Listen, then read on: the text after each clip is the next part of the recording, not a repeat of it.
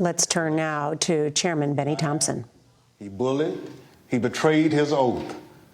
He tried to destroy our democratic institutions. He summoned a mob to Washington.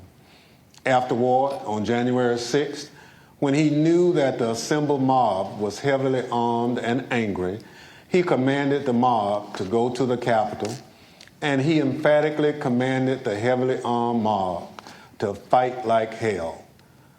For the weeks between the November election and January 6th, Donald Trump was a force to be reckoned with. He shrugged off the factuality and legality correct, sober advice of his knowledgeable and sensible advisors. Instead, he recklessly blazed a path of lawlessness and corruption, the cost to which democracy be damned. And then he stopped. For 187 minutes on January 6th, this man of unbridled destructive energy could not be moved, not by his aides, not by his allies, not by the violent chants of rioters or the desperate pleas of those facing down the riot. And more tellingly, Donald Trump ignored and disregarded the desperate pleas of his own family, including Ivanka and Don Jr. Even though he was the only person in the world who could call off the mob he sent to the Capitol, he could not be moved to rise from his dining room table and walk the few steps down the White House hallway into the press briefing room where cameras were anxiously and desperately waiting to carry his message to the armed and violent mob, savagely beating and killing law enforcement officers, revenging the Capitol, and hunting down the Vice President and various members of Congress. He could not be moved. This evening, my colleagues, Mr. Kinzinger of Illinois and Ms. Luria of Virginia, will take you inside the White House during those 187 minutes. We also remind you of what was happening at the Capitol minute by minute as the final violent, tragic part of Donald Trump's scheme to cling to power unraveled while he ignored his advisors, stood by and watched it unfold on television.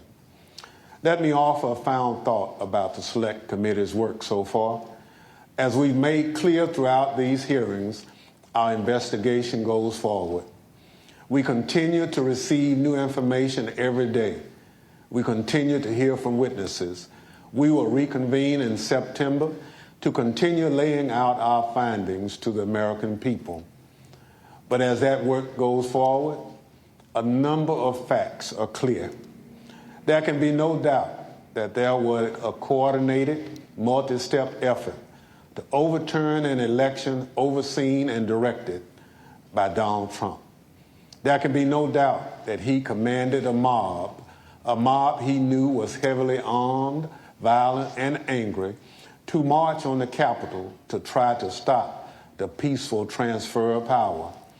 And he made targets out of his own vice president and the lawmakers gathered to do the people's work. These facts have gone undisputed. And so there needs to be accountability. Accountability under the law. Accountability to the American people. Accountability at every level, from the local precincts in many states where Donald Trump and his allies attacked election workers for just doing their jobs, all the way up to the Oval Office, where Donald Trump embraced a legal advice of insurrectionists that a federal judge has already said was a coup in search of a legal theory.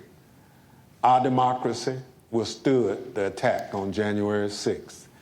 If there is no accountability for January 6th, for every part of this scheme, I fear that we will not overcome the ongoing threat to our democracy.